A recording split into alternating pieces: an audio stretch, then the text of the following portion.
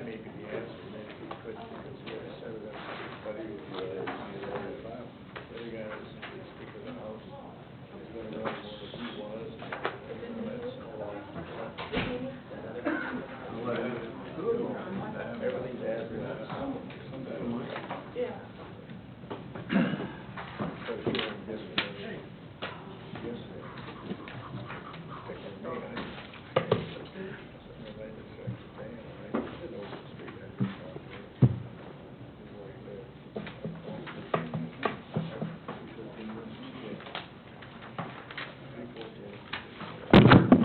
All right.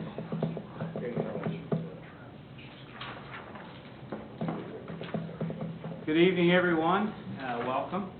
We begin that annual event that comes close to coinciding with the wheat harvest called Budget. Although wheat harvest was extraordinarily early this year for some reason. And probably more fun. And probably more fun. Before we get started, I just want to say thank you to everyone.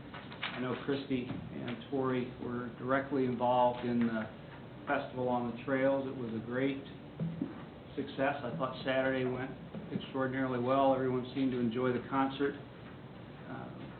Saturday night, sorry you missed the concert. I don't know if you maybe was able to get a tape or not, but they did an outstanding job, so you would have been pleased. But anyway, let's get started. Tonight, we will be talking about the internal service funds and then the bond and interest fund. So we want to... Before we do that, we do have an item on the agenda that we'd asked about earlier, which right. was Genesis Farms, and Jim is here to give the council an update on that one. Appreciate it, thank you.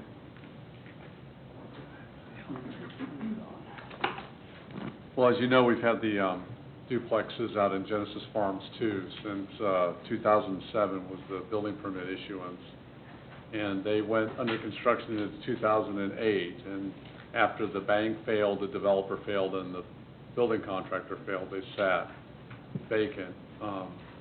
In 2009, staff brought before council declaring the buildings unsafe and dangerous because we really hadn't had any movement. I couldn't contact anybody. There was nobody out there. During the course of that process, the FDIC came out and said they assumed all the liability and assets of the bank and that they asked us to hold off. And so council did with some modifications to the exterior of the structures. Since that time, the notes went up for sale in a large development banking firm nationwide called Rialto, bought at about $400 million worth of assets, some in the metro area, others on the coasts. One of the things that they did locally was hire a law firm in Noble Park to manage their accounts in the area. They have properties in Lee Summit, I believe over up in Liberty, Grandview, that they've secured through the sale. During this time, the legal staff met with me and said, look, the courts are just packed because they've got the notes, but they don't have the properties. They assumed the financial role, but they still don't own the land. It was still in the defunct developer and builder's name. So they have to go to Johnson County District Court to foreclose on the property so they then can act on the duplexes. They said, look, it's just jammed. It's going to be a long time. So instead of incurring a lot of debt that they didn't want to do, we just said, well, we'll mow and then we'll just hang in there. Well, it took a little longer than they thought. So last fall, it finally went up for a sheriff's sale, and Rialto got all but one of the properties. One of the duplexes sold to Randy Wilbanks, an area builder and developer who the mayor remembers was one of the folks that spoke at the public hearing. And he moved forward being a single on his own. He finished one of the duplexes, and it's occupied now. Rialto experienced a little bit more delay into the winter, so we sent off some correspondence kind of making sure our position was heard, that it's not acceptable to go too much longer. The team from Florida, where Rialto's based out, they flew in with their law firm, and we met and developed kind of a preliminary timeline. it was supposed to be around the 1st of May, but it's kept going on a little bit further. And so mid-May, we started taking complaints about the weeds and the duplexes. And I contacted the attorney up on Overland Park, who's been just great to deal with. And he made a couple calls and got back to me and said, look, the contractor's tied up in Lee Summit finishing some of the projects for Rialto there, but he'll get with him. Sure enough, true to his word, about the 3rd week of May, he started making inquiries, and we started meeting out the job sites, looking at the duplexes, and conversing with some of his technical people, because two of the things I'd asked him was, I'd like to have a structural report on some of the membrane that we saw, and then the siding itself, the OSB, has been left unprotected basically, which is the primary cause of the eyesore. And we wanted the product manufacturer to weigh in on the viability and sustainability, because we don't want it left on and mold forming or other hazardous issues that could. So they have been doing a good job getting with us, and then last week I shared some emails with Florida, and then today I had 3 building permit applications submitted to finish them out. So I prepared some numbers. Council, what they did back, I'll just give, since everybody's fairly new, I'll give you an update. On a lot of these foreclosed properties, we have the development fees, which is pretty much 96% of our building permit fee, the water, sewer, parks, and the meter fees. They pay all that at the building permit stage. Everybody pays this one-stop shopping. The problem is if they don't get the money there, the lots become unbuildable or unfinished, because if you saddle them with like these duplexes that are around $18,000, $20,000 in development fees, if you saddle that on top of having to repair existing, they become unbuildable, and that's what a lot of, like the FDIC, their firm, they all told us. So we presented some numbers at council in the fall of 2009, and we decided you keep the development fees that you paid for, you just make up the difference between what was enacted then until what's now. So I've been doing a little historical research for them, and I sent them off the numbers last week on the difference, and Rialto didn't seem to have a problem with that. So I assume they deal in jurisdictions where it's a lot more than Gardner. So they were pretty easy to deal with. And then today the applications came in. I'm trying to get them processed and out the door by Friday is what I shot them. So it's been about 30 days longer than they said they would on this, which is unfortunate. I know we're into the mowing season and we had to have our mower go out once, but I think we'll see resolution. They want to finish them all the way out. One of the early things that council shot them a couple years ago is if you could just enclose the exterior, grade the lots, you can leave the inside unfinished and nobody cares. But Rialto's done some numbers with their contractor, and they prefer to finish them out, grade, sod, make them habitable. So that would be better. I think a better approach. Now, do they own the remainder of that development as well, the Fairland? They do, but they haven't officially signed with the county on the foreclosure. Okay. I don't know. There's some legal terminology that's going on with them and some other folks, and I'm not pushing it there. I provided them with a couple mowing contractors that we use for abatement that the city uses. Right. Here's our folks. It's not a deal for us. We'd just rather not be paying them. You pay them. So I gave Anne-Marie she's the director of marketing from Rialto, Florida. I gave her one name, and I'm going to give her another name tomorrow. So I said, you pick whoever you want, or those aren't good, let me know. We have others on our bid list that we've used before. So, and that was to keep us out of placing any liens on the property for the mowing? Correct. What happens is, what's fortunate about a city government, it's directly goes in Lorica. It goes right on their tax bill. We don't stand in line for like a mechanic's lien. We actually get paid first. So I just don't want to, we're limited to our mowing budget. No, I understand. No, it's a very good question. Yeah, I would rather not be paying because I have a mowing budget allotted to me, and it's really been difficult this year, even though it's not raining a lot. I think the early warmth, we were mowing at record numbers this year. So I'd rather not be the maintenance contractor to 65, 70 lots. Gotcha. And I'd rather them take care of what's eventually going to be their property. So I think another thing, I think they had to go through typical, there's legal, like what if somebody gets hurt while they're on property they haven't quite foreclosed on, so they have to look through those issues. But I'm encouraged. It was a couple of weeks ago when I talked to Mike Press about this, and it wasn't quite as solid, but just in 2 weeks' time it's come full circle, and it's looking good. it was in dire 2 weeks ago, but a lot has happened since Memorial Day weekend. So I think any calls that you get, well, should cease. Thank you for being patient. It's just, it was pretty expensive to raise these duplexes too. We really wanted to avoid doing that, because then that really might, now that is a one-to-one cost. That would saddle those lots with a lot of debt. I don't know how they would have got outside of those, so. Anybody have any questions? I just. Well, that's good. I know that, I have a number of contacts with the neighbors on Right. a frequent basis. I'd be glad to be able to tell them that they will be completely finished rather than partially finished. And I think that will go a long way. And I think from the neighbors that I've spoken to, they understand, the issue of mowing and keeping those fields down. They know that they're not going to be kept manicured. But I did get a comment about the field getting mowed without having to call. So if you arrange to just have that done right away without waiting for a call or not, but anyway, they were. Well, I went out there to look at the duplexes there. I just couldn't believe how high they were. It got. The grass had got so fast. Normally, I'm used to the last 9, 10 years. I kind of know about when Go things look, need right. to be mowed, and went out there. Holy moly, this thing! It was, some areas were 2 to 3 feet tall. So we got with Don, our mower, and said, "Can you please get out there?" Good. Well, that was well received also. Yeah, we try to wait for complaints, but that was one that I tried to head off before the complaints came in, because I knew they were any day. So. The neighbors have been extremely patient too, so. How about that complaint we all got copied on from Bill Lucas, and the motor home that's in somebody's backyard? Did everybody get copied on that? We sent out 2 notices, no, not on the motorhome, the RV itself, on some environs around that helps make it look bad.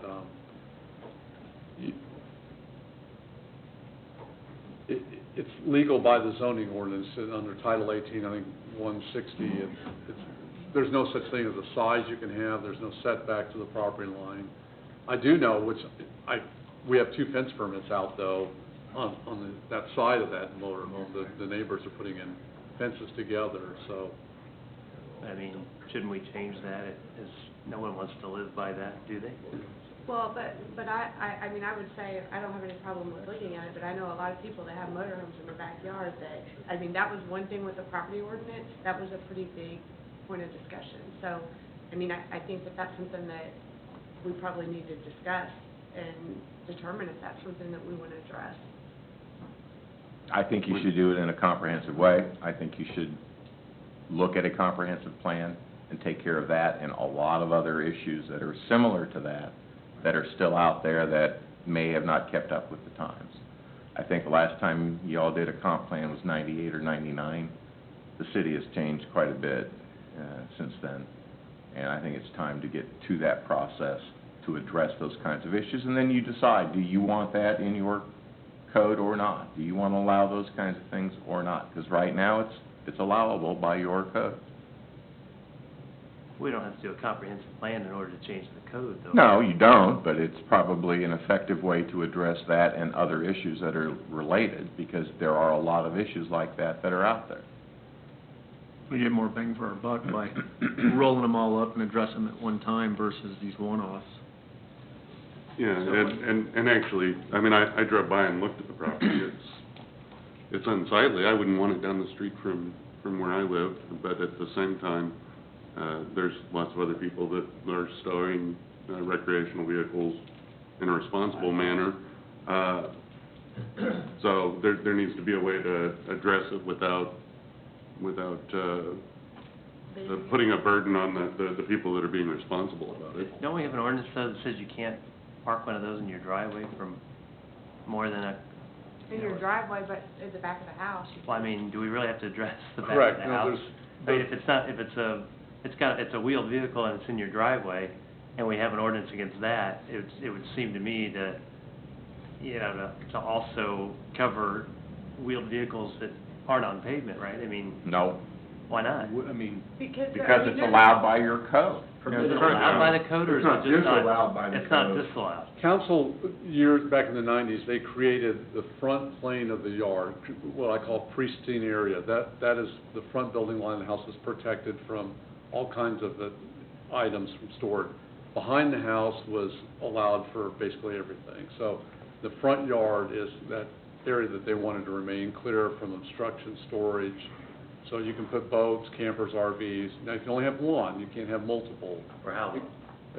For how long you want to Definitely. keep it. It can be on the side of the house or the rear yard. Right, but I mean, in the driveway, you can't have. Oh, it for- 48 hours a month. Basically, if you come home from the lake, you can rinse it off, leave it there and haul it to wherever you want or move it in the backyard. Yeah, that's, and Mr. Press is correct, that's a 90s. Well, I was gonna say, Yeah, does it's a any other 90s. city allow? You know, there's some motor cities homes? that do, it's real mixed. Like, which ones would? I think Shawnee still allows some parking on your site. Maybe if it's below the fence line, like a pop-up trailer? It's a good area to ask. I haven't really researched that. Yeah, I don't think Jim's prepared to discuss it since it wasn't on the agenda tonight. I guess, suffice it to say that there was an extensive discussion regarding codes over multiple years, and Jim did an excellent job researching, providing both, code examples as well as visual examples of issues, and there was a good deal of discussion and contention regarding, what should be permitted and coded by a city versus a homeowners association, versus what's an infringement on property rights. And so, the council, through all that discussion and working with staff, came up with where we are today. And, if we want to redo, I'd be happy to revisit it. I'd like to revisit it. I mean, if it's something stuck in the 90s, let's fix it. And, Would that include the whole code, because that's where it's at, well, I mean, you guys all did the code right before we were elected, I believe. or the comp plan? Not the comp plan. I mean, the comp plan's a land use plan, right? And It's a lot of that's different Totally things. different than code for residential uses, is it not? It's not totally different, they're related items. yeah, I think they're all The comp intertwined. plan is for undeveloped land though, right? No. It changes the. A comprehensive plan, you can do a downtown overlay in a comprehensive plan, that's not undeveloped. This is our plan for downtown, the area that you define as downtown. That's not undeveloped. It can be used for a lot of different things, and then you build your ordinances and your codes around what you allow in your comprehensive plan. Yeah, I think what Larry's getting at is just, Councilwoman Harrison and the mayor were still sitting here, but, I mean, Larry and I and Randy and Heath, we were all out in the cheap seats, and there was a pretty broad change of municipal codes for a whole variety of things. property. Without a Yeah. comp plan, I might add. Yeah. There was no comp But- plan change. And yeah, I looked at the situation that Mr. Lucas is facing and thought, gosh, if this guy just, he's apparently parked it as far back on his property as he can, and, if the other people put fences in and he just moves it back up his yard a little bit, maybe that wouldn't be quite so offensive to the eye.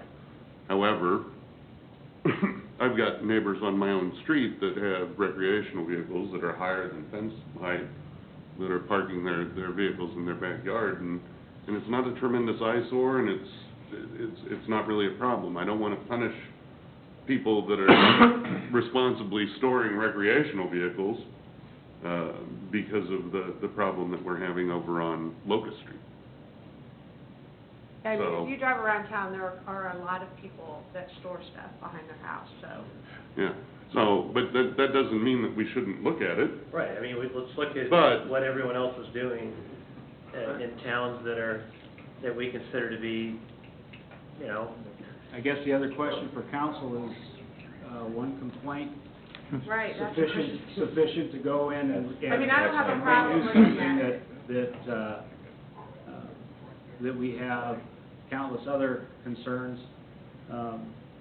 You know, for example, complaints regarding, signalization of various intersections that have been in the capital improvement program for, 2 and 3 years, and no funding. So, you know, if we want to look backwards, we can look backwards. If we want to look forwards, we can look forwards. But, you know, it's all time. But, you know, one complaint is what drives, numerous hours of staff time, then go Well, with it.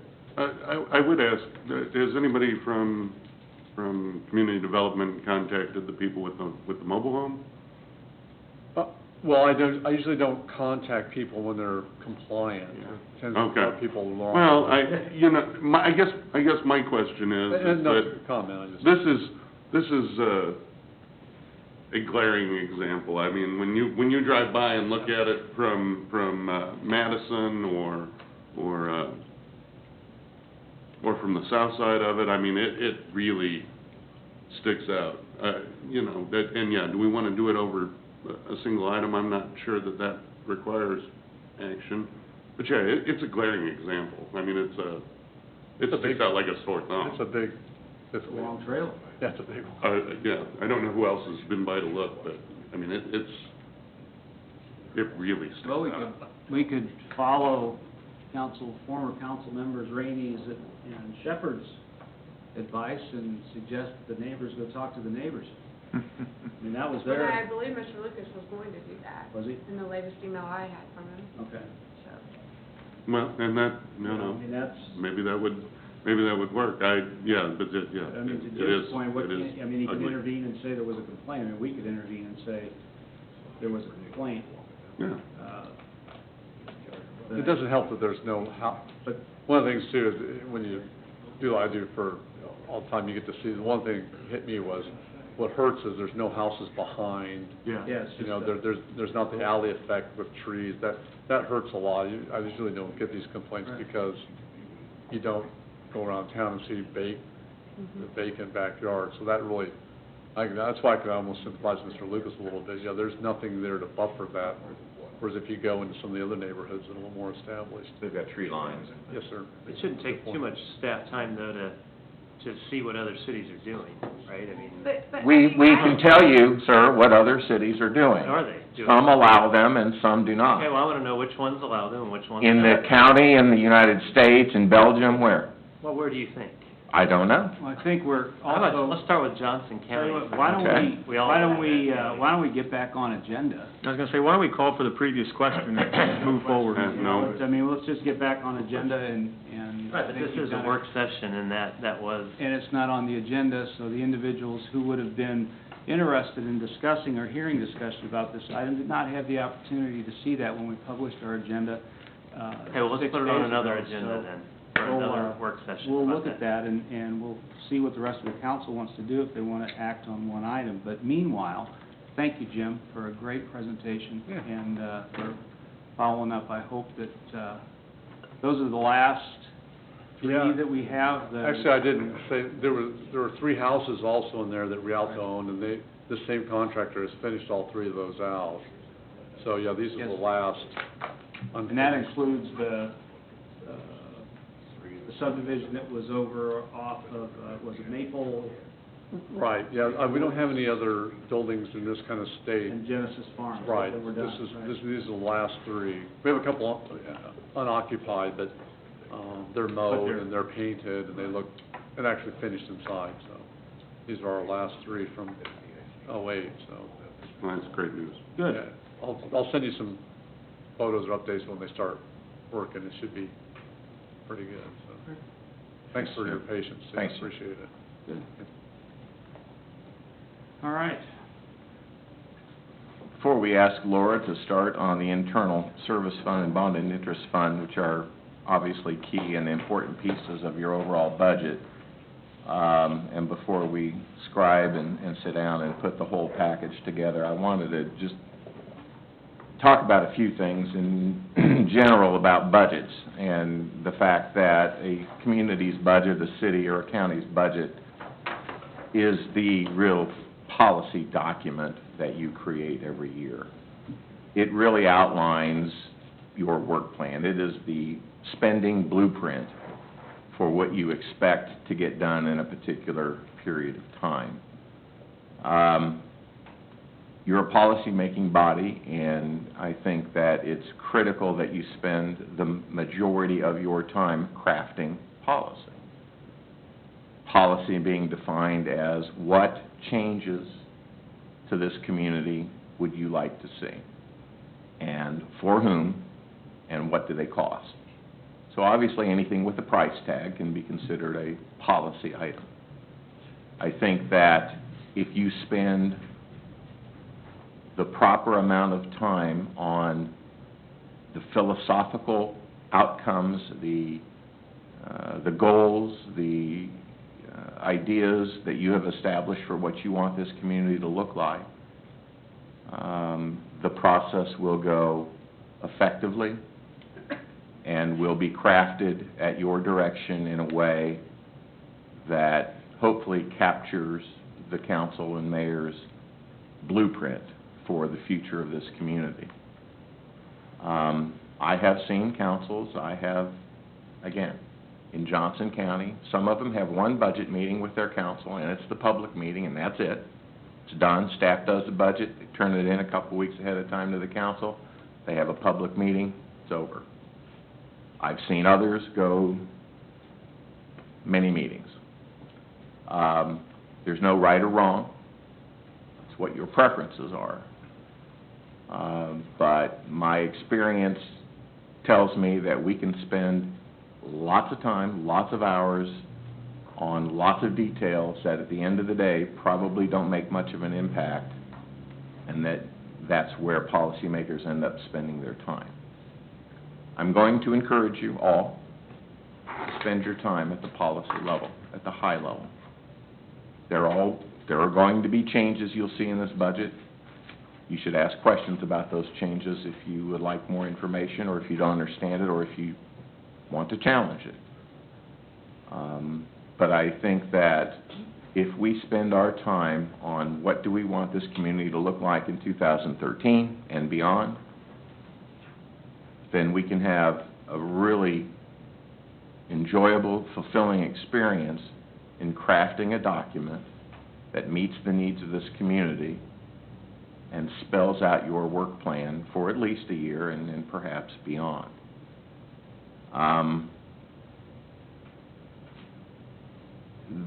I have witnessed certain discussions at what I would consider a staff level.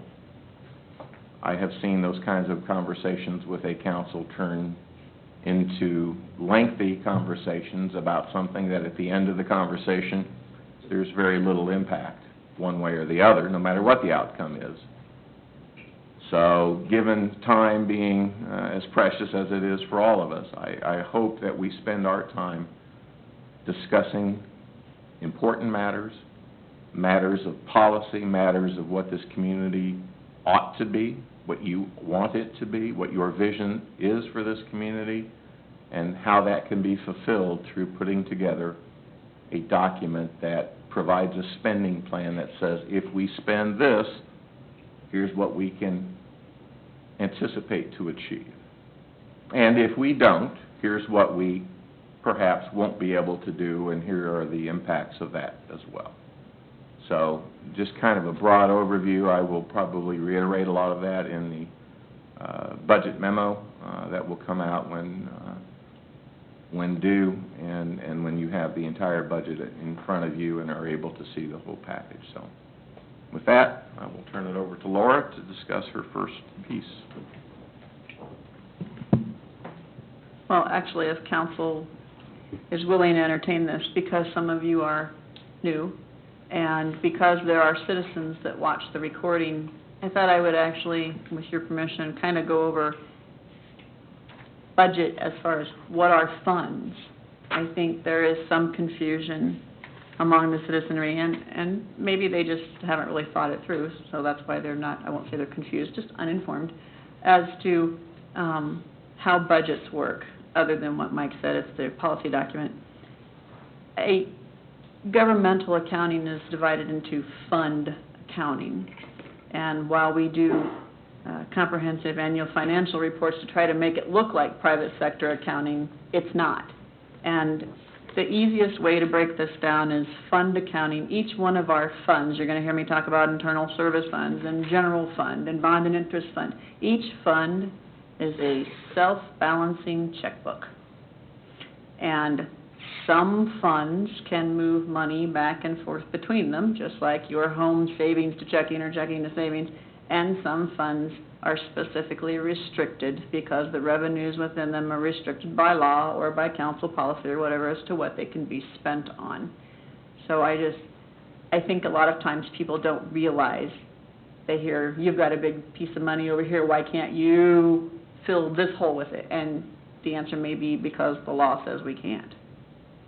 So I just wanted to start with that. And with that, the internal service funds are actually services provided to outside people or customers are utility funds. These are also utility funds, so to speak, but the customers are other city departments. So these funds are created to have a place to account for services that we provide within the city to other city departments, and the revenues are derived from that, who gets the services. For example, IT services. We budget all the money and spend what we need to do IT services, and then we charge it back to administration, city clerk, administration, human resources, finance, accounting. Every program, that's what we call them, programs, has a piece of IT, because our IT guy goes to the pool, he goes to the electric, he goes everywhere. And so everybody pays a share of IT services. All of these funds work like that, these internal service funds. So with that, I guess we'll go through them one at a time, but remember that the money comes from other funds. And what we do is we budget an amount, and we, at the end of each month, we move 1/12 of the budgeted amount from all the other funds into IT funds or whatever, building maintenance or whatever, to fund the ongoing operations. And at the end of the year, we do a true-up. An internal service fund does not have a fund balance that carries forward to the next year. It ends, what you spent is equal to what revenues are pulled in from other funds to pay for it, and at the end of the year, it's zero. Now, you may find in the CAFRE it'll say something about there's a fund balance, but that's because they're actual, there's assets and stuff in an internal service fund, and that's balance sheet as opposed to revenues versus expenditures. Revenues versus expenditures, zero at the end of the year. So, I think in order of your book, if you open it up, risk services goes first, and Mary and I will tag team this one. Mary, did you want to start, or do you want me to start? Okay, so in the risk management internal service fund is where the city accounts for its property, general liability, workers' comp. This is actually outsourced to a third-party administrator with help from the administration staff. And it also includes the city's wellness program. And the items of note within this fund, generally speaking, things that are important, is January 2012, the city, along with approximately 8 other cities, joined a property and liability pool through Midwest Public Risk in order to pool resources, just like any other pool. And from 2010 through 2012, the general liability line item, which would be the third one down on, if you turn back to where the numbers start, it'll have a spreadsheet with columns. The third one down has gone down. Where did it go? $35,000 from 2010 through 2012. And workers' compensation costs have also decreased due to the significant safety efforts that we go through here at the city. For 2010 to 2012, the workman compensation budget has decreased about $91,000. Now, we did include in the 2013 budget, it goes up, both of those line items go back up by 8%. And like I said, we can pick any number we want. 8% is what Melissa said would be appropriate before she left, and she was the one that was most involved in this. Although, if we don't spend the full 8%, like I said, the true-up goes back to the funds from whence it came, so it doesn't hurt a thing, but it's conservative. And I think the justification for that is, for work comp, there is some additional positions asked for in the electric fund, the electric board budget. And also the 8% we thought might be appropriate. I didn't dispute it because when we went with the pool, one of their things to do is to look at all the city's properties and make sure they're valued correctly. So it's possible, since it's been a while since they were valued, that it could increase. And if they don't, then we won't spend it from all the other funds. Where were they valued last? I do not know that. I have had zero to do with this. But we went with a new pool in January 2012, so obviously the pool wants to value them. Yeah, but I mean, all their numbers were based on some valuation. I just wonder, was it I don't know. years ago? I mean, what are they using? I wouldn't think it would be all that long ago if they went with a new pool. Yeah, well, I don't remember exactly, but I do know that they said that they wanted to come back in and redo it, because, and I thought it was because it had been quite some time since they'd been valued. I'm just passing on what I was I told. don't know if it's been 10 years or... You know, like I said, it's because the money's coming from other funds, and if it's not used, it'll go back to them. It's really not, we could use 5%, we can use 3%, you leave it at 8 like it is, which I don't see that it's a inappropriate an amount, so. Laura, on that particular fund, some of the savings that was supposed to come from going with the pool was going to be offset by legal fees with Kutak Rock. Remember that? You recall that there was a partnership between NPR, Kutak Rock, and they were going to handle, and then we got so many free hours of consultation. Recall that? Anybody? You don't remember that? I know that the Kutak Rock works with the pool, but that's all I know. I mean, what... Well, I guess the question is, before, you know, the insurance company, whoever that was, I guess Lockton, well, they were the broker, right? But the actual insurance company handled our legal fees, and now we're paying that out of pocket as part of that agreement with NPR. So I guess I'm wondering, where is that accounted for, the legal fees? Well, if I remember correctly, and I might not, I believe that there's a certain amount of consultation hours and... It was like 2 or something. But that we're going to be available if required, but I don't think that we've budgeted for, if required, legal spending. What's I think budgeted, that- and here's the premiums. Right, but that was the way, was one of the ways they were able to save money with the pool, was to offload the legal billing to Kutak Rock. Okay. And we were supposed to get a certain number of hours. It was maybe 2 is not the right number, but it was you know, not much.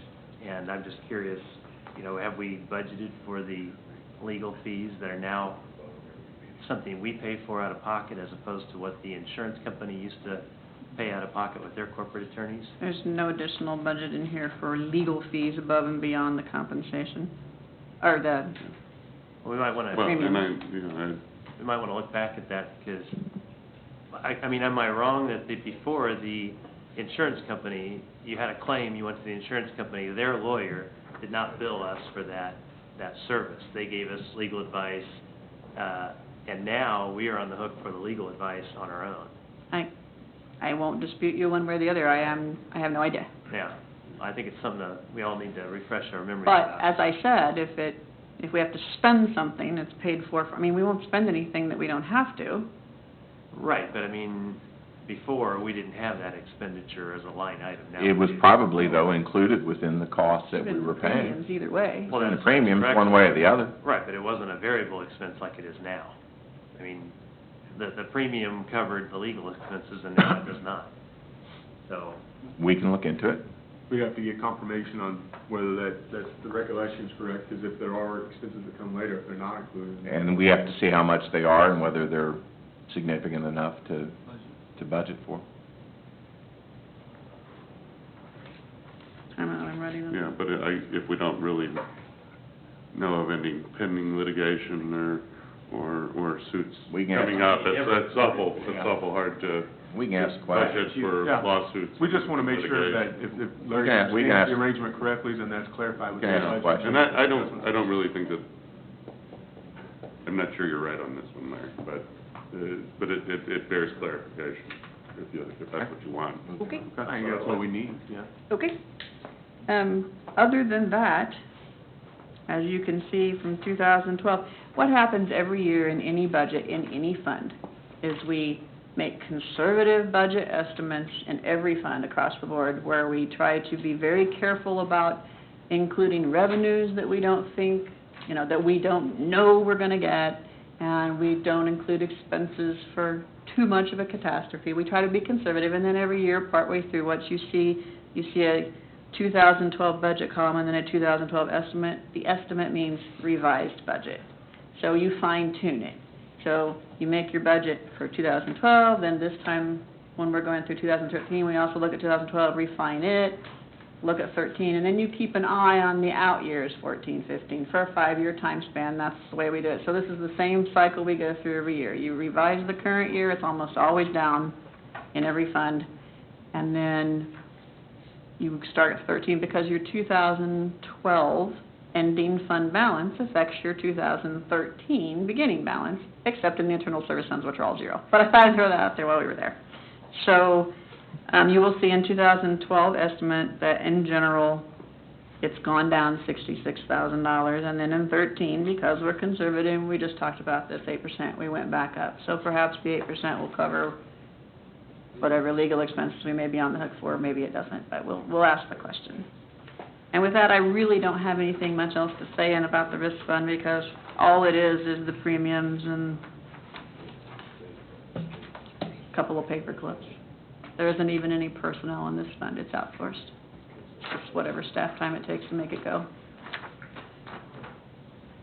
And Mary, did you have anything that you wanted to? Yeah. On the measurements, on the program measurements, with some of the new things, I think that we looked at with the new plan, will we have an additional wellness events or anything like that? Yeah, that's why there's nothing in there for 13, Okay. so establishing that entire Okay. project. So when we get that completed, we'll come back with a total number. Great. Thanks, Mary. Okay. The next one is, fondly referred to as IT, Information Technology Services. I will, basically, if it has electricity to it, it goes here. It's firewalls and servers and copiers and PCs and whatever. It's for the whole city. So significant items of note in this particular budget, and if you want to put your finger back there where the numbers start, I can briefly go through the significant changes. Generally speaking, it's all things with electrical cords. And in 2012 estimate column, there is within the line 4705, Information Technology Services. Make sure I'm in the right spot here. Nope, I'm wrong. That's not the right line. 4302, I'm sorry, where it says R&M equipment. we keep network support in there, and you will see between 2012 and 2012 estimate, there's a significant decrease of about $27,000.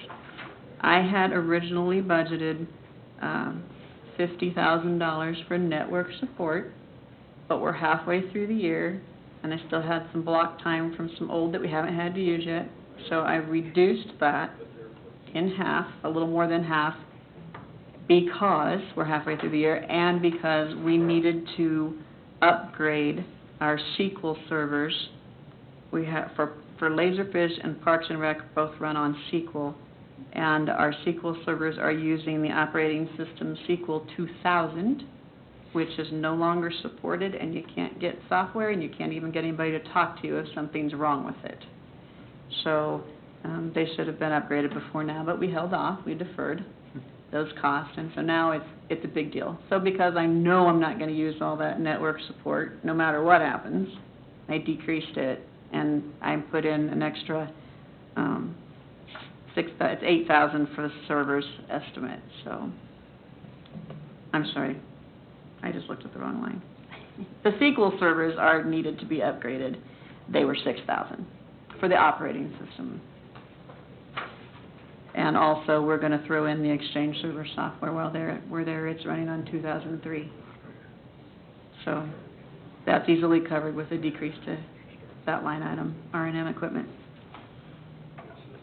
The 2013 budget includes $8,000 for 2 new SCADA servers, one for Kill Creek wastewater treatment plant and one for Hillsdale. The SCADA is running on PCs. That is not okay, because they should be running on servers with redundant hard drives. So we're going to take care of that. Also, 2013 includes a $20,000 placeholder for a storage area network, and that's for business continuity and disaster recovery. We really need to be replicating all of our data off-site. We do have our core business software. It's technically a cloud product, just SunGuard, and they have several cold sites around country, but it doesn't include our court records, it doesn't include our budget documents, it doesn't include anything, so other than the core business of utility billing and codes. And so $20,000 is a placeholder, and that's part of the reason why I kept the network services at around the $25,000 mark, because between the SCADA and the storage area network, Alex is not that kind of person, so to have someone help him implement, configure, or whatever, we're going to need some outsourced help. Would that be a hosted solution, in other words, would we contract with a data warehouse, or is that something that we would purchase the hardware and just have it somewhere at a different, in a different building? The $20,000 is to purchase the hardware and to have it configured to do a remote, either at like Kill Creek wastewater treatment plant or at the electric or someplace like that off-site. 2013 budget also includes an increase for PC replacements from $10,000 a year to $15,000 a year. Right now, we're running on about a 10-year replacement schedule for PCs. So then they get old. Right now, Alex has identified 26 PCs specifically assigned to a user that are running on XP, which again, no longer supported. They won't give you technical support. They won't even talk to you about that product. So $15,000 will buy about 25 PCs, and what he always does in order to get the biggest bang for the buck is identify the biggest power users and push the ones that aren't as old down to other places. We have PCs at customer service counters and at the pool and stuff like that, and they certainly don't need to be the newest, biggest, brightest, so that's why we do a big reshuffle. But we've deferred PC replacement way too long, so we're going to bump that up a little. Hey, Laura, for PCs, have we ever looked at a lease option to where you just... I can't say that we have, no, because we have the step-down program, so you don't want everyone to have brand new one, but, you know, it's worth asking the question. We have not, because we can buy them for $600. I don't know if we have enough PCs at the city, but I just know for larger companies, I mean, I think that's valuable, and it gets you in a consistent... Yeah, we can... You have to be willing, though, to release every 2 to 3 years. I mean, the whole point behind the lease program is to stay as current as possible. Exactly. If that's not important, then maybe it's not an option. Well, I think that what Laura said is that, you know, there are some where we need the power, we need the technology, we need the up-to-date software.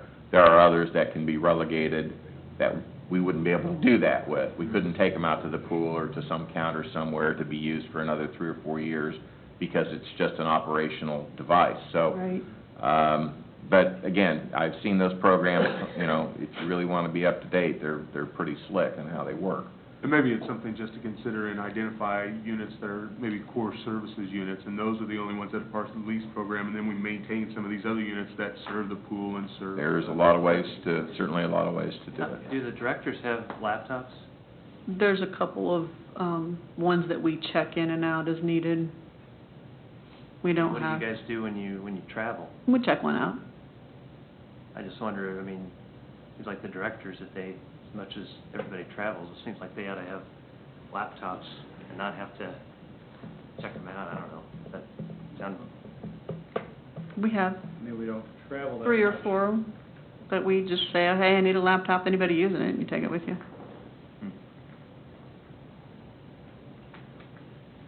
Cost-wise, it's not that significantly different than a desktop. Right now, PCs are like, we bought the last ones for $592, and that was actually even cheaper than the government deal.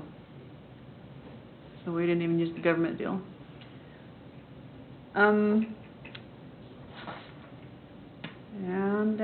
Let's see, I guess we can walk through, that was pretty much it, I mean, All that, on IT. yeah, that was pretty much all on IT, unless you had any specific questions. Basically, I offset everything except the increase to PC replacement, and we talked about the SCADA servers.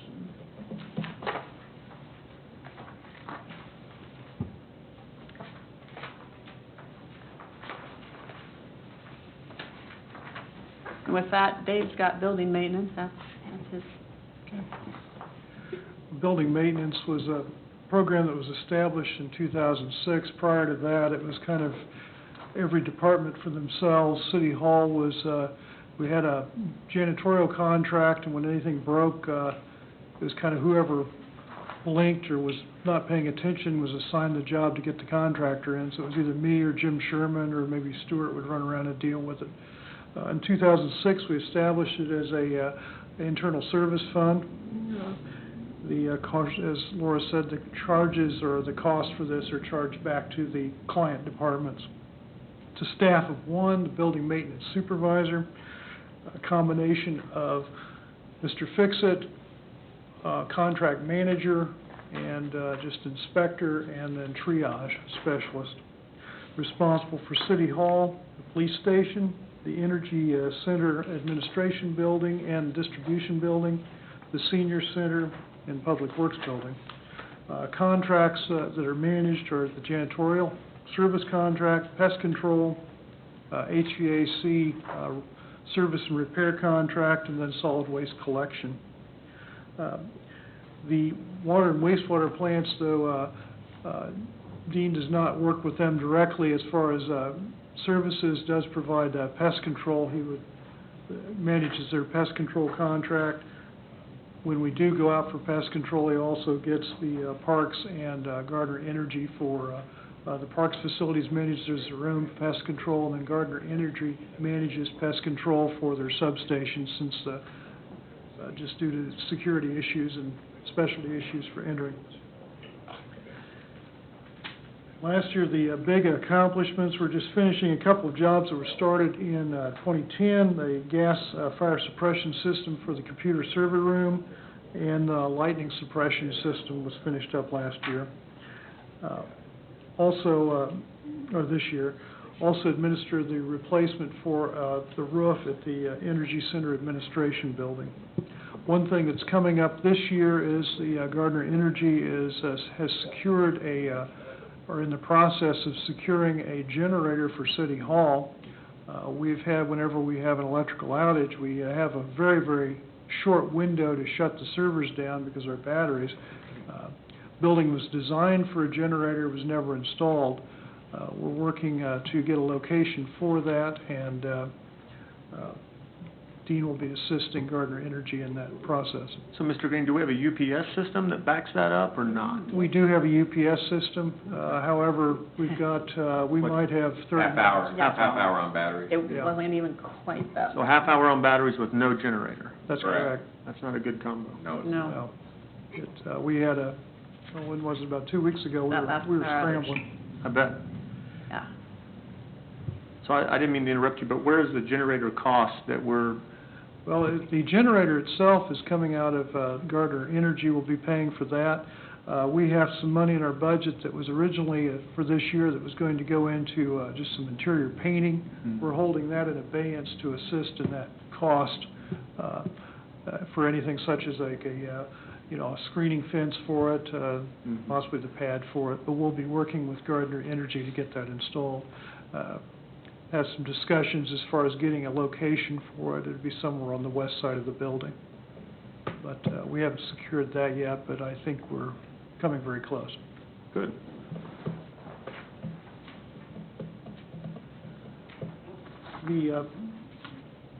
Actually, that's pretty much a break-even budget. The only difference between this year's budget and next year's budget is roof replacement and roof repairs at the equipment building at the Public Works shop. An older building, we're slowly working. The long-term vision for it is to get it reskinned, insulated, so we can keep it heated in the winters at a marginal level just for the equipment. Replaced the doors on it last year. The roof is basically a metal roof that's failing. We have about $35,000 in next year's budget for replacement of the roof, structural repairs to the support system, and insulation. Other than that, there's really no difference between this year's budget and next year's budget for building maintenance. The reduction in outsourced services, Most of that is taken up in our projections for electricity. okay. It's about a $20,000 reduction, and if you look at the, basically the budget detail, just a moment, please, sir. Where'd it go? It's 4005. The budget was 112,000. We're looking at $93,000 between budget and estimate. It's just based on our current experience on electricity this year. Is that because we're doing something right and driving that cost down? Well, we always try to do things right. I think a lot of it is what we don't control. There's a We had a load very station. mild winter.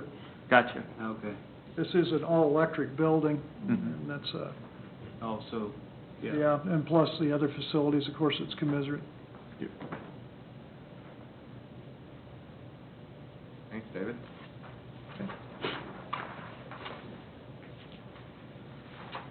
Okay, well, the next one's utility billing. And this one, instead of being divided among all different city funds, the revenue sources for utility billing come from the three utilities, electric, water, and sewer, equally divided. And there is not a lot in this budget other than what it costs to do utility billing. I mean, there's not a lot of change here. I will point out the significant changes from, in 2012 estimate, I am increasing the budget for outsourced services by $13,000. And $8,600 of that is for our outsourced billing. Our billing is done by the printing and the mailing of the bills is done by a third party. We do all the meter reading and the input and whatever, but they do the actual printing and billing, mailing, and we're increasing that by $8,600. And I'm also included in that very same line is credit card fees, increasing that $4,700, so that's the $13,000.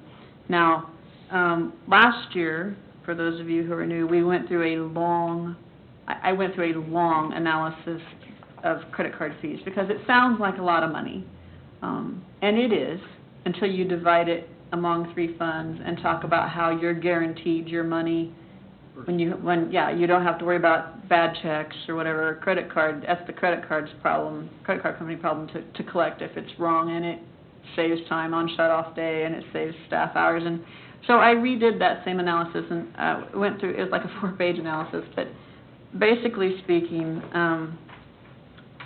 it's a cost of doing business. And because I thought, well, how much of a cost of doing business, even this year with the revised numbers, just so you know, the credit card fees represent 0.2% of the electric operating budget. Operating budget means no debt service.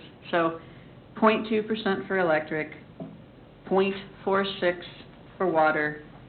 I'm sorry, that's last year's. Okay, so it's still 0.2 for electric. It's 0.5% for water this year, and sewer is 0.73%. So credit card fees are not even 1% of the operating budget for any of the utility funds, so I still strongly say that it's a cost of doing business, because what it saves us in staff time and collection time and debt set-off program, because even the debt set-off program charges a fee to collect it, so we're still better off going with credit cards. And having the money. And having the money guaranteed.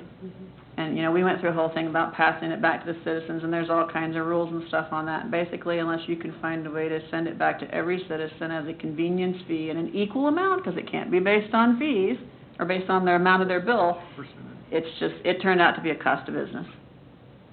So I redid the analysis, it's still that. And also, we looked at the third-party vendors, just to make sure we were getting a good deal for our outsourced billing.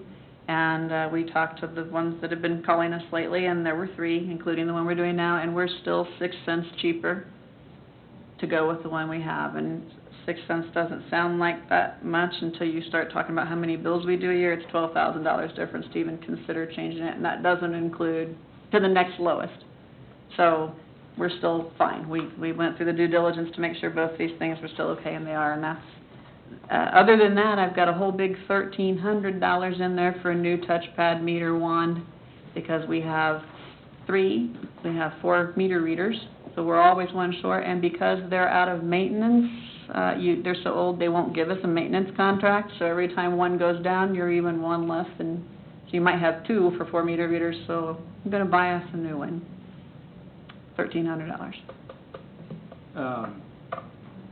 And that's it. At one time, we talked about retrofitting with remote readers, and we kind of said, well, let's wait until times are better. You're talking about remote, like windshield drive. People drive. Well, that's actually we went through several meetings with, we call it automated, AMR, automated meter reading. Amy and I went through several meetings last year with these folks, and you kind of got to do a wholesale change out of your whole city, and this is a big deal. And it got to be a big deal even talking to these folks. So we put that on back burner pending this whole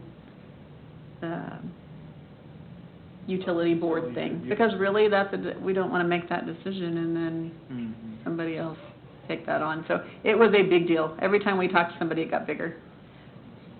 I'm not sure it's cost efficient until you do a wholesale switch over. And then there was the whole thing about the electric meters and the water meters aren't all serviced by the same company, or not everybody provides something that reads both. I mean, it was a big mess. Okay.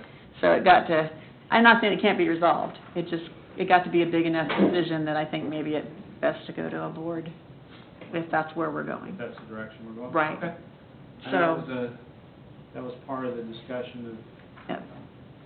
resources We embarked and on time that. and- We embarked on that, probably spent 6 or 7 meetings, and we talked to Bill, and we did all kinds of stuff. We finally said, time out. This is going nowhere. Laura, I found that article that was written in the Gardner News about the risk management pool. And it says, Terry Norwood explained, and that's the guy from NPR, that members of the pool are offered legal services up to 3 hours for each claim. So I was just curious, how many claims have we had this year since we started with the pool? Do you have any idea, Mary? That was in there,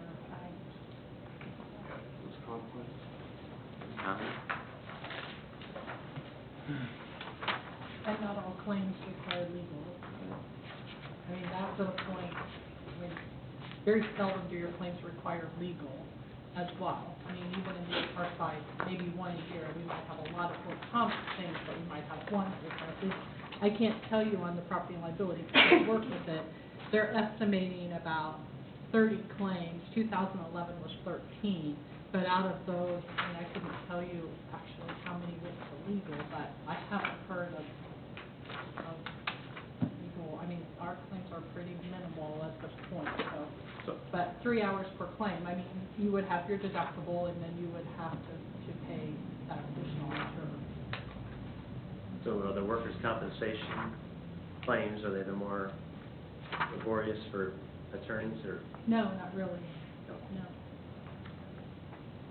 You know, we work very hard to resolve them very quickly. We take care of, we have good claims management people, and we have very good doctors and people that work with our employees, because the goal is to get them back to work. So we work very quickly, we have return to work policies and all of that, so we have very few legal issues with our workers' compensation. I would say it's a good sign that all the workers' compensation claims from 2010 and 2011 are actually closed. That is rare. That is a testament to our third-party administrator. Thomas McGee does an excellent job in our claims management. And they jokingly asked me one time, what's your expectation? I said, well, all the claims closed at the end of the year. I knew that was pretty outrageous, but they did it.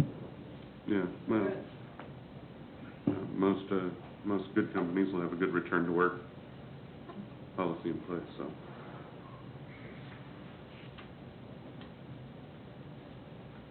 Okay, well, that's it for internal service funds, unless you have any other questions, and I'll move on to debt service, if you're good with that. Okay, moving on. The debt service fund is exactly what it says, the fund in which we take care of debt service payments that are generally not utilities. Utility debt service typically is paid from the utility funds that belongs to whatever improvement. So this is mostly things that could be considered city at large type things. So the revenues for the debt service fund come from property taxes. We have a part of our mill levy is for the debt service fund. Also from motor vehicle taxes, transfers from special highway, and especially the street improvement fund. We pay for all of our street debt from street, or we try to. That was the theory when we started, and we'll get to that in a minute. And you guys are familiar with our special assessments associated with the various benefit districts that we have, and we'll get into that too, because actually things are much improved on that front. So items of note, or kind of, they're also kind of budget assumptions. I'll just go through those. As I said, a decline in building activity decreases our excise tax, and the excise tax is what we use to pay our street debt, or try to cover our street debt. And so anytime that we're not making building projections that we used when we started the street projects, we have to cover it from somewhere else. And right now, the special highway fund, and again, remember I said you can't always just move money from one checkbook to another. There are rules. So one thing we can do to cover our street debt is to take the money from the special highway fund. Now, what that does do is it reduces the amount of money you can spend on street maintenance, but we're covering our debt, and that's, cities, bad plan to default on city debt, so we don't do that. So the special highway fund is currently projected to cover parts of the street debt. It did cover some in 2011, and we're currently projecting that it will cover some from till 2016. Also on budget projections, any little thing can change them. That's why we do a revision halfway through the year for 2012. Right now, we're relooking. Everything changes. I make really conservative revenue projections. Maybe they were too conservative and the money's coming in much better. Or maybe expenses weren't near what we thought, or a project dropped off or whatever. So same thing works in these funds. Right now, we have 19 completed and assessed benefit districts, and of those 19, 5 of them have delinquency problems, but 4 of the 5 all belong to what we collectively refer to as New Century Benefit District, and that's the area out by Austin's. Austin's is in that same benefit district. So 4 of the 19 are all for the infrastructure out there, streets and sewer and electric. And right now, that is running at about a 65% delinquency for that area. And then the only other benefit district that we have that's in trouble or has delinquency is Sheens Crossing, which is out south by the Shell station. There's that little clump kind of towards Horizon. There's a street that doesn't go anywhere. So there's some lots around that. That's 100% delinquent right now. So other than that, things are much improved on that front. Hey, Laura, Mhm. I have a quick question. Mhm. For the 2 mil increase, the projected 2 mil increase in Mhm. 2014 for the school, is that assuming, is that 2 mils assuming that we collect the delinquency New Century? I mean, is that already built in, or is that assuming that that doesn't get collected? No, the assessment, my projections, and okay, well, let's just flip back and I'll show them to you. That's a good time to do it. On the last page before the tab that says glossary, there's a page with some colors on it. Okay, the bond and interest fund is broken into, we kind of keep track of the tax-supported stuff separate from those streets that I talked about, and then this last page is the special assessment projects. So within this fund, I'm also doing a self-balancing between the 3 components so I can keep track of what's coming in. So what you're seeing in that orange line, that's the Sheens Crossing. You see I show zeros. So in year 2, the county says it takes about minimum 5 years before they will collect delinquent payments. And Mr. Morrow and I went many rounds with the county last year and the year before, and they basically said, it's 5 years, stop asking us.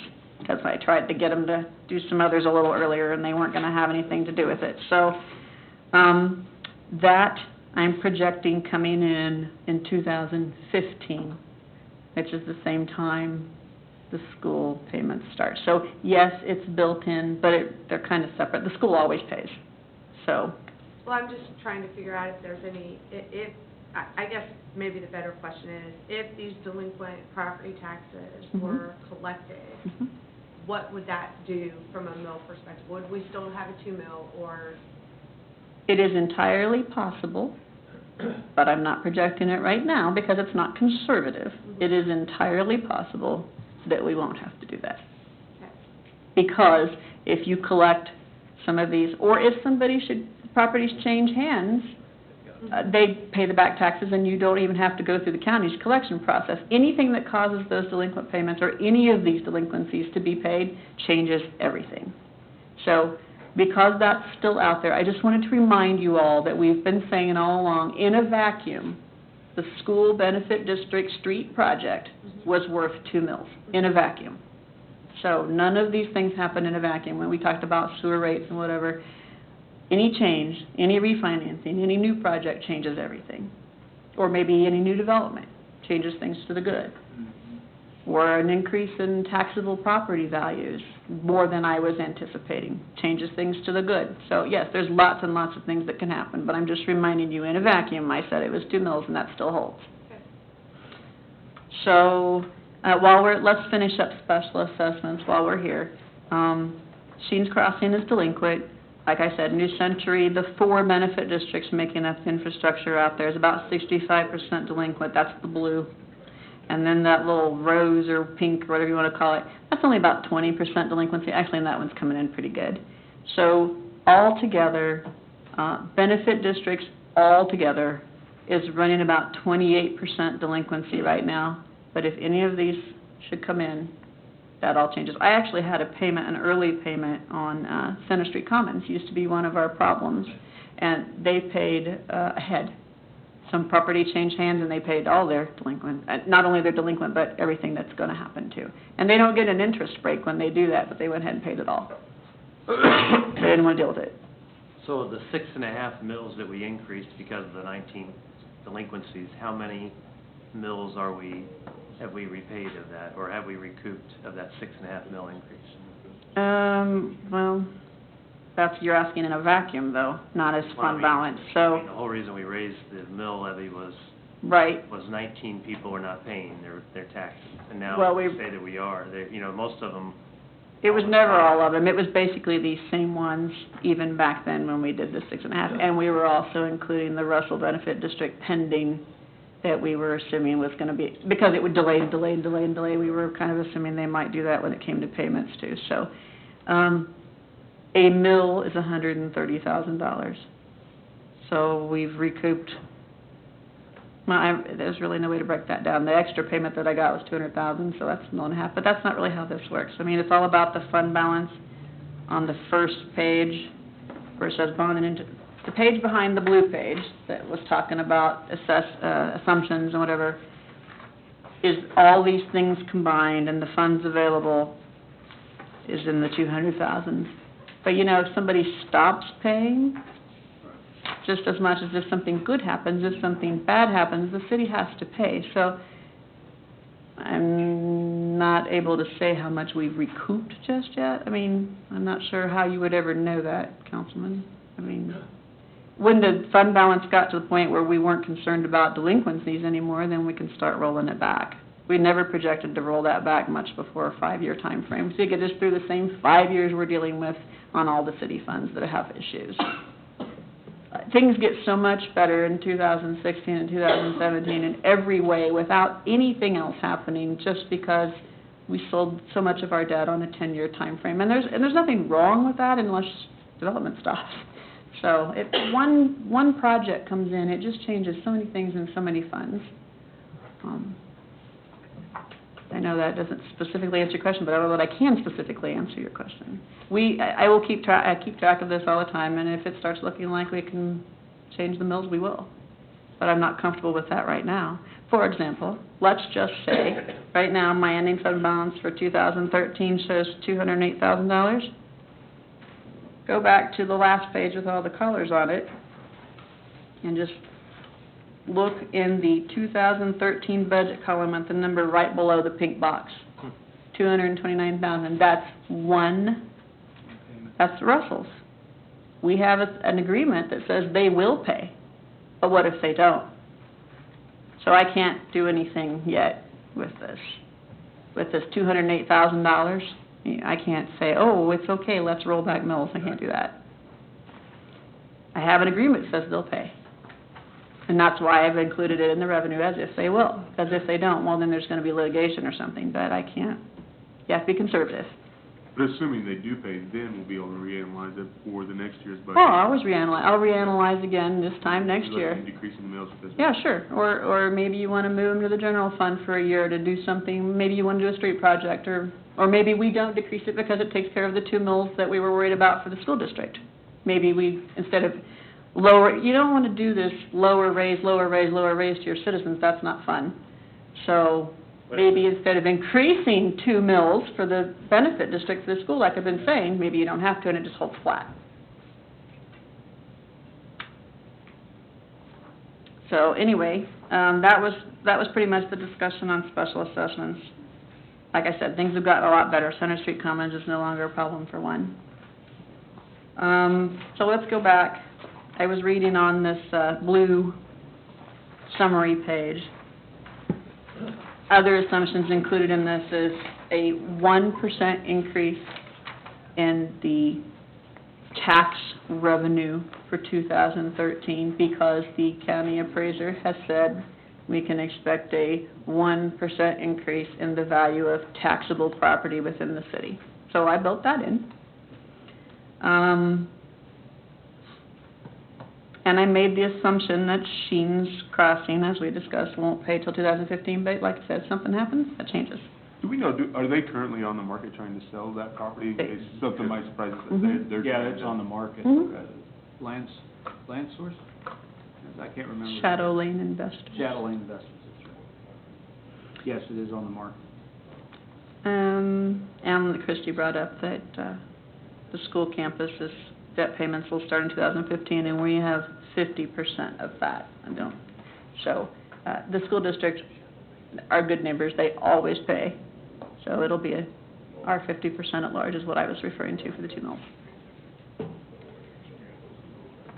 And with that, I really don't have anything else to say. I mean, it is what it is. If you want to flip to the page that says, the page before the colored page, it says at the top, bond and interest fee supported. And it starts talking about street improvement, blah, blah, blah. All the lines at the top talk about street. That's the street debt page that I was referring to. If we had development, we would have excise tax that would cover these street projects. But as you can see, there's a negative revenue there. 700,000, 900,000, that's what I'm handling from special highway. And that's also a significant part of the reason why you increased the mills. The 6.5 mil increase was not all about special assessments. A lot of it was also about this street excise tax collapse. So it wasn't just about, it wasn't 6.5 mils for the special assessments. It was special assessments plus the street excise tax collapse, for lack of a better word. So how much was special assessments and how much was excise tax collapse of the 6.5 mils? That was. You don't have that off the top of your Yeah, head. I don't have that. We'll get back to you with that, too.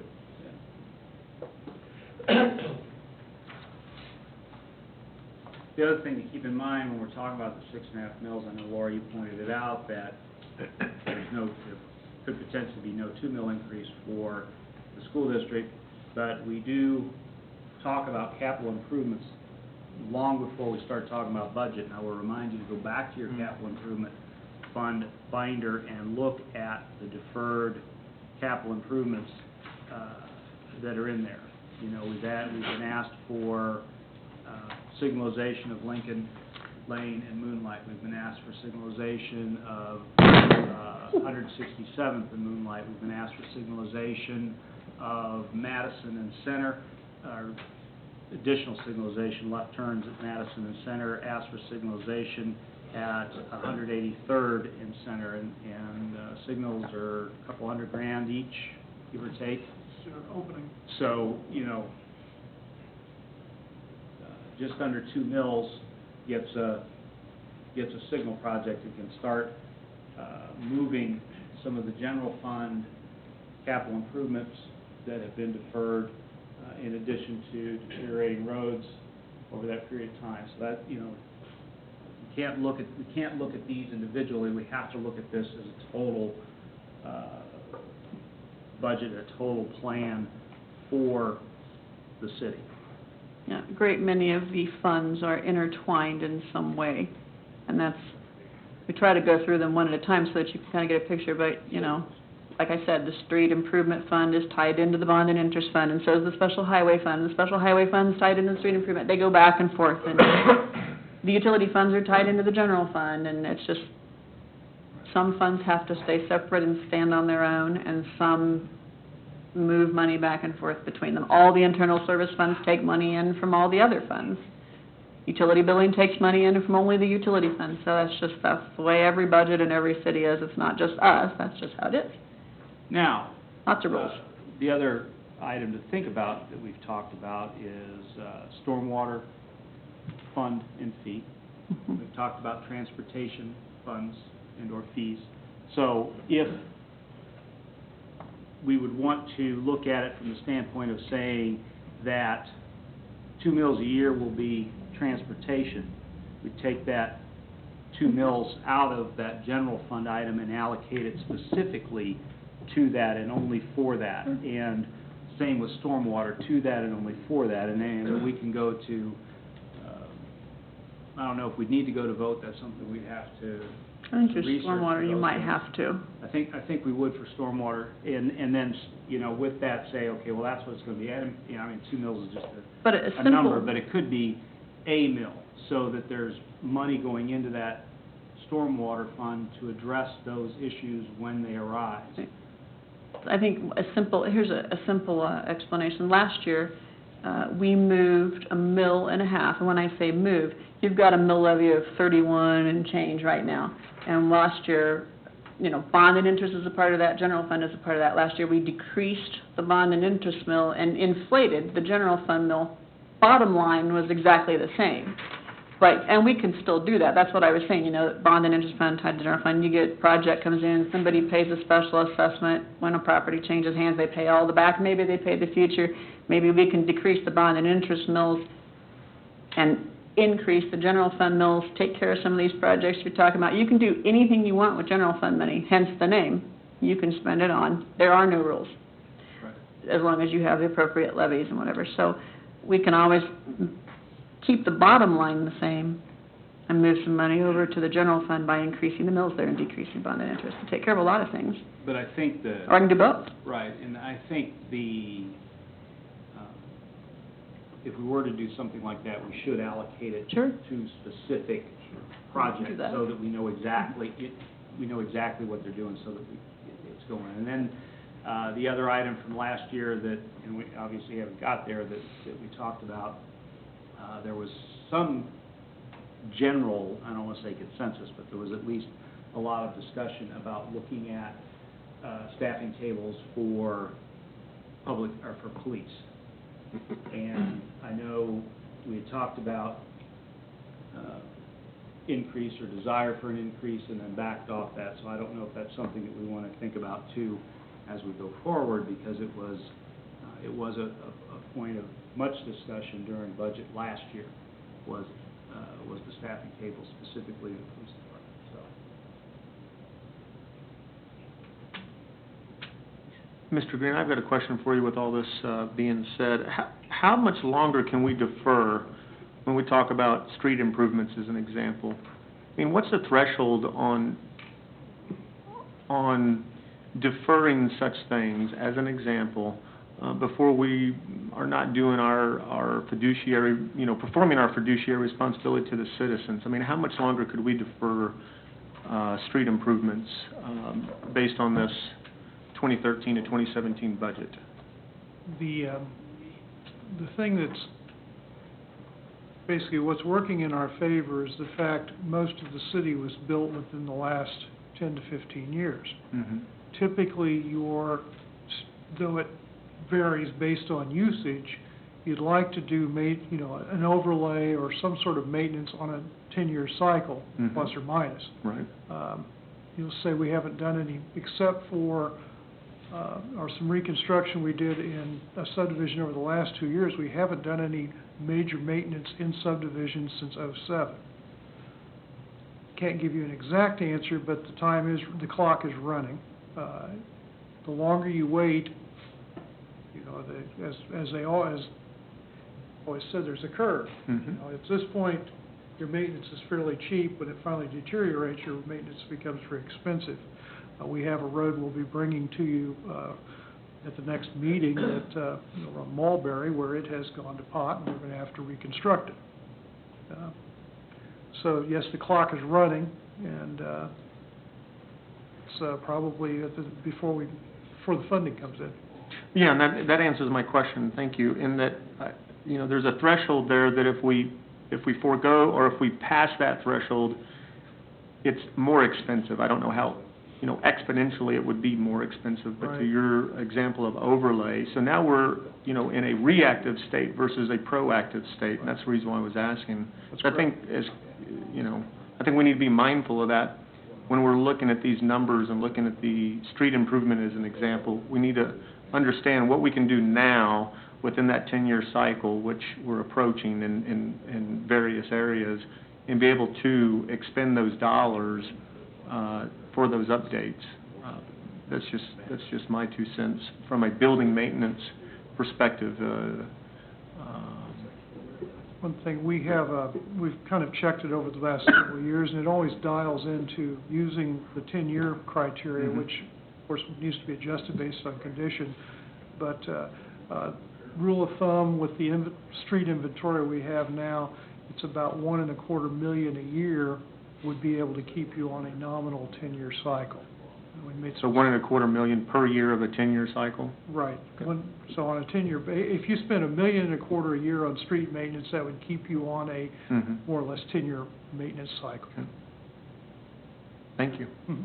Yeah, I don't know if you've had a chance to get around and talk to all the department directors, but after I got set, I mean, I spent a lot of time, they're very generous with their time, and basically were able to explain it so even I could understand, so, I look forward to the opportunity.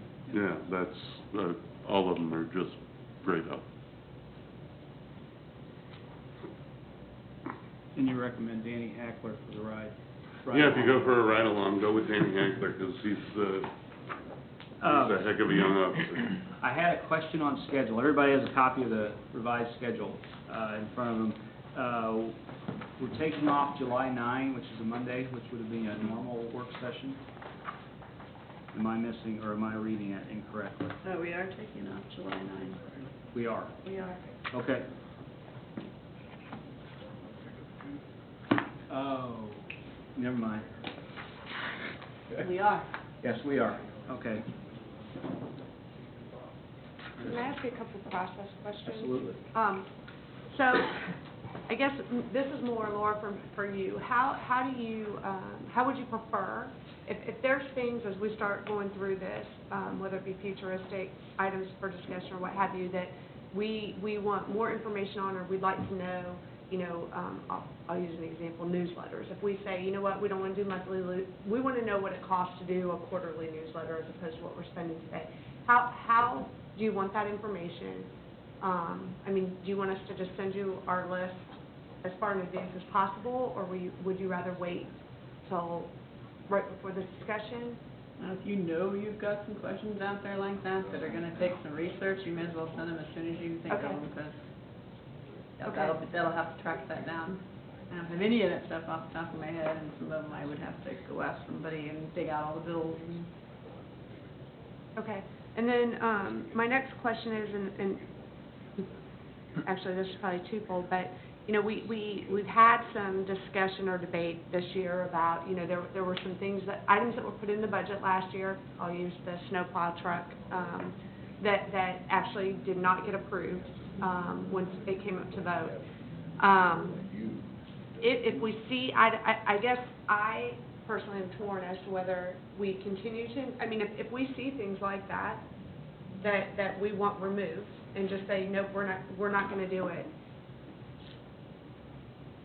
do we go ahead and say, take it out now? Or, because that particular conversation could have went totally different had we been buried in snow and, you know, working that truck all the time and it was breaking down. So I guess my question is, what's the best approach to that? Because that's one thing I feel like we never really come back to gather everybody's thoughts on what changes we want to see. If there's a substantial expenditure that staff has placed in the budget, and there's a consensus on the council that you all don't want to do that, then I think you should tell us and we'll take it out of the budget. There's no point in allocating funds that you will not then act on when it comes before you as an item to purchase, because that money then is just been taken out of circulation and sits in the fund balance, and you haven't done anybody any favors at that point. You probably diminished the service levels of the city in the process. So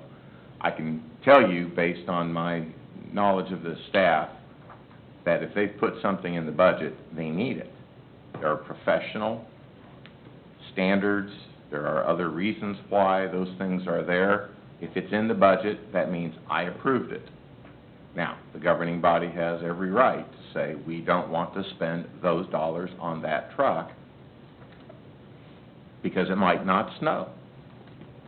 And if it snows and your service levels are impacted and an employee is injured and all that, then there are consequences for all of those decisions. But to your point, if you can anticipate that you won't support that when it comes before you to be purchased, then there's no point in us allocating it in the budget, because it just takes up space.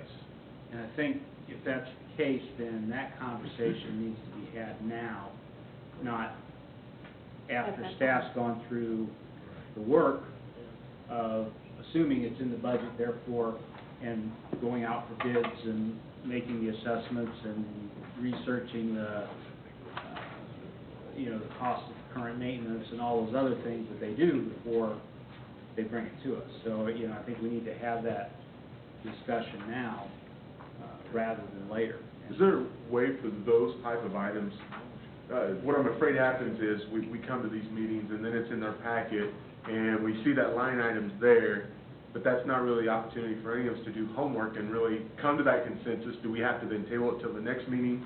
Do we have to have a list, or is there a list that could be compiled that is anticipated budgetary expenses or purchases? That the council might not like, I don't know. Well, no. They all go in that category, I guess. But the ones that we voted on, they do fit a model. They're above that $15,000 departmental threshold.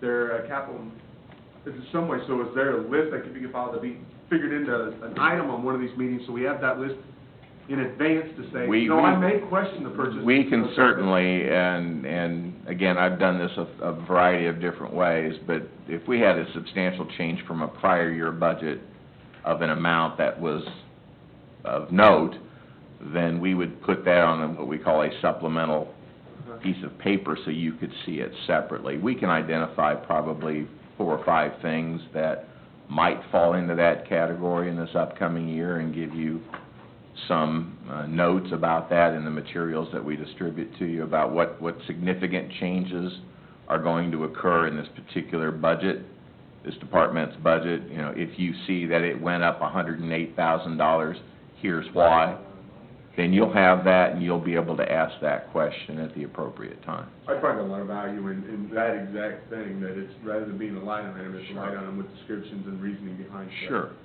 Yeah, and I think to Heath's point, one of the things that I think would be valuable is as we go through this, so for instance, on Monday, we're going to have another budget discussion about new items. Maybe for each meeting, we set aside, 15 or 20 minutes to say, okay, are there any changes or further questions about what we discussed last week? Because I think to Heath's point, until you can actually go back, we've had this discussion and look at it. Put the whole that package way- together. Well, that's how staff has to do it too. Yeah, that way I We feel get like there's at individual- least closure yeah. on those parts that. Yeah, we get individual components, and then when we put the whole thing together, if something doesn't fit, then we have to start a process of prioritization, and then we go through that. But you can't do that until you have the whole thing together. So absolutely, that's an important part of the process. But I think a more important philosophical component is, what are we here to do? What is the city's mission? And that is to provide services to citizens At the lowest possible cost. at the lowest possible cost. That's, But if we don't see those costs, such as printing, I got my utility bill today, it had a two-page print. you have of to something that- rely on the professionalism and the integrity of your staff, which is pretty good. So, yeah, I'd say that there are big-ticket items, but to go back and look at what this mailing cost for $38 is a waste of everyone's time. Is it 38? I thought it was thousands. Whatever. Okay, well, thousands are not whatever, that's. What how- I'm explaining to you is that your desire to do it at the lowest possible cost is understood by staff and is done by staff. That doesn't mean you don't ask a question, doesn't mean we can't be improved. And it's our job to verify that. It's by your looking at job to the- make sure that it's done at the appropriate level. Well, I think that it's our job to say, What's from a important. policy perspective, do we feel we need to do this every month? Or those are the kinds of, it's not that, at least from my perspective, I don't think that if we say we want a monthly newsletter, there's not a doubt in my mind that staff is producing that monthly newsletter at the lowest possible cost. The question is, do we need a monthly newsletter? That's the policy Right. question. But that's why we need the line items for each of the budgeted expenditures to know which things we could take out. Are you just looking for things to take out? Is that your goal? Looking for things that maybe aren't necessary, I don't know. Again, I don't think staff would put things in there that we don't believe are necessary based on I'm just saying as a prior. user, as a consumer of the things that you send out, the utility billing letter today that I received was really, in my opinion, kind of a waste of money. There was stuff about tornado preparedness, rain barrels, there was one other thing about, I can't remember the other thing, So but from a policy perspective, you would say eliminate the utility newsletter. I'm Or saying I would like quarter. to know what things cost, so we can make judgment calls as to what things really aren't But- giving us full value for our money. But Larry, does it But that's matter? I mean, subjective. well, I guess if you, I mean, isn't it, really, who cares what the utility, I mean, I'm not saying, who cares what the utility billing costs? If it's beneficial, I mean, if we all determine that it's beneficial, then, I mean, I think that that's something we move. If we're saying it's not beneficial, well, it doesn't matter if it's done the cheapest way. Why would you continue to mail something out that's not beneficial? So that's what I think the question is. That is the question, and that is how you get to what is a policy. Do the residents of this community receive a monthly newsletter, or do they not? That affects everyone in this community. The council has the policy decision, yes or no. The staff, if you say yes, the staff puts that together in the best, most effective and efficient, cost-effective way that we can. And then you have it, and your decision is made. Well, and I think we've got a good opportunity with the upcoming city administrator coming in, who spoke at length in her interview about having a visioning session about the budget well in advance of the budget year, budget session starting, so that we can address these kind of things. We've had staff turnover, we've had key staff leave, we've had, interim assistants, and this 2012 so far, and the end of 2011 has not been a very standard year. But I think that starting next year, we're going to have an opportunity with somebody that traditionally has a budget visioning process that's pretty much the way you guys understood it, right? Christie? Yeah. Yeah, I mean, so I think we're gonna have a great opportunity to maybe get down to a different kind of level at the beginning of 2013, but, not to the micromanaged. Right. Let me ask you a quick question. To Larry's point about looking at a line item that might be in the newsletters and the cost involved with that, wouldn't that be part of the final 2011 approved budget reports? So you could go back and review and find the line item cost for that newsletter to see what it was? I thought those were identified as an expense. Not at that level, but you will see, basically, what you see here is the summation of You'll see it broken outsourced down by services. contractual and various costs. I thought it was broken down by line item. They have- That's how those budgets Staff has are the done line for the item, but We state. don't get to that level. Okay. No, we And have, what we approve is the budget document that you see online. It's just. Right. either and actually, state you're or approving state. at fund level, Yeah. because even though a certain line item might say outsourced services $10,000, and the next line item, repair and equipment $5,000, well, if the total, Outsourced is 5,000. Yeah, and the other repair is one's- 10,000. it just doesn't is the matter. Bottom line. right. But here's the problem with doing business that way. The raises, they came to $38,000. If the budget were $38,000, and again, it may be 38, it might have been 42, I don't remember what the raises that occurred in October were, but if the budget were $38,000 cheaper, those raises would not have been able to be made. Not right? true. You're comparing ongoing costs with one-time costs, and there's really no relationship there. That is not how the budget works. Well, the money, if the money wasn't there, you would have had to spend reserves to pay for those raises. Or maybe you did. Did you? I'm not Oh, sure you I should understand know. your You should question. know that question. $38,000 is not a number that's anywhere close to accurate, What number is- one. What is the number then? I don't On an know. off annual- the On top an of my annualized head. basis, the numbers I added up, I think we're close to that, but I could be wrong. Again, and back to the. But the bottom back to line the is, discussion of did you philosophical- spend money that we did not have and pull that money out of fund It's balance? illegal to spend money you do not have, so no, sir, I didn't do Well, that. did you spend down the reserves? The- Or was the item budgeted for? The, There was wait a minute. there was Item adequate budget. funds in the Your budget to do what Well, was done. I know, but if the budget had been 38,000, let's just say whatever number that is, lower, you would not have spent What the if money, the budget because you would've just, been, you what if just the said budget that you would've been couldn't. 68,000 more? Well, What if you- our revenue then they would've probably been would've spent 68,000 higher? 68,000 more. Really, or would they have put it to reserve? We I don't don't- know, because you're what-ifing something that, Well, I that may or guess- may not have occurred. He said he can't spend money that he From the doesn't have, and I'm standpoint- saying that's a from the great policy. standpoint of- We should lower the money level that you can't spend, and then we From the wouldn't have those standpoint of what expenses. our purpose is as a board, our purpose as a board is governance. Their purpose as department directors is management. We set policy, they manage the organization. When those two mix is when it becomes unworkable, because it's not our place to decide if paperclips should be bought in this payment cycle or the next payment cycle. That's what we tell them to do, and that's how we expect them to manage it. If they're not managing it appropriately, and based on the checks and balances that we have in place, it appears that they are.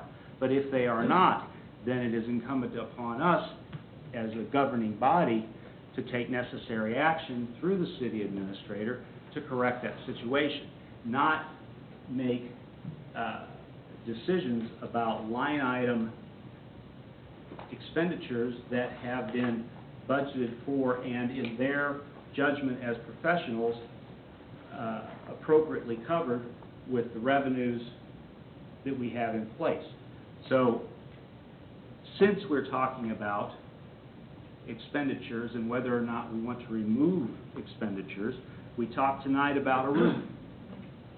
Is there anyone that has questions about that roof and the need to replace that roof, and should those questions be answered at our next budget meeting?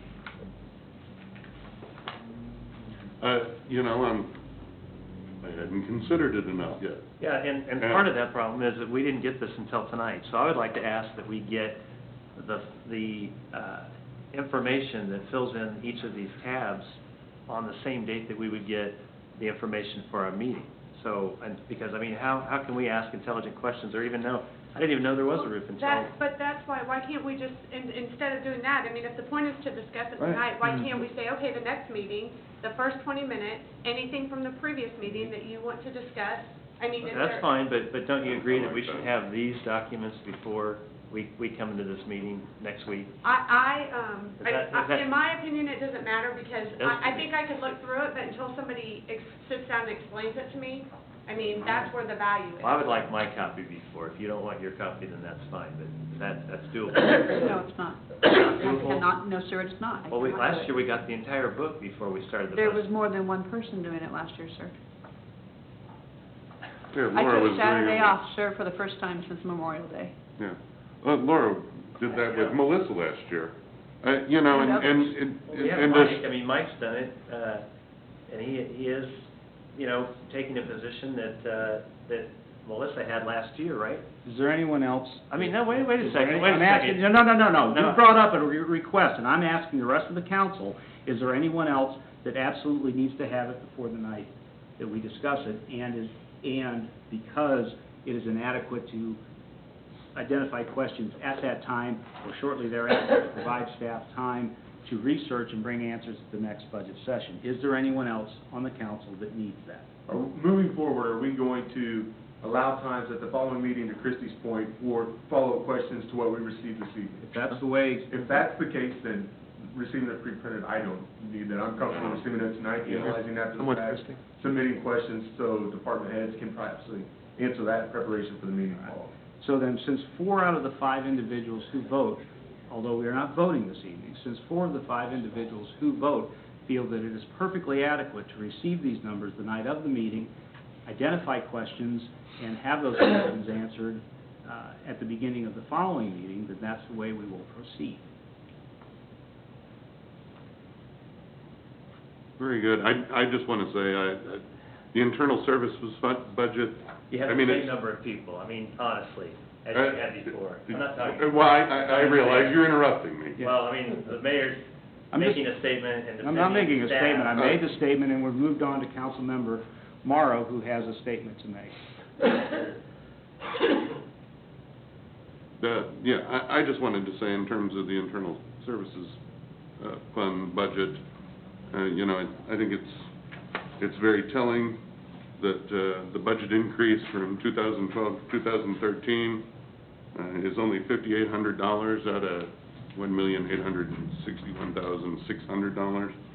I mean, that's tremendous, that's pinching the pennies. Not only that, you know, with any luck, we will be looking at the same kind of budget performance that we've had in 2012. Budgeted at 2012 for $1,855,400, and the estimate right now is $67,000 below that. So it appears that the budget's being managed very well. And I would So reiterate. I would just say kudos. And thank you, council member, for noticing that. I would reiterate that if you look historically at the way this staff and others have managed the budget, that's what you would see year over year, that the amount spent is indeed always less than what was originally budgeted, line item or state budget. We're done? Is that it from staff? Very good. We will have budget discussion following regular meeting next week. We will adjourn and then move into work session. Are we doing, we will adjourn and then move in? Okay, very good. Thank you all. Thank you, Chris.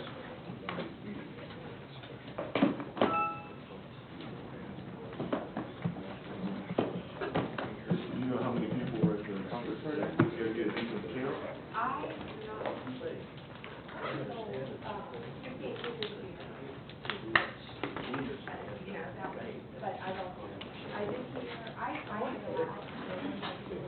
That's a good idea. They went all the way down there from like the state, all the way there, all the way there.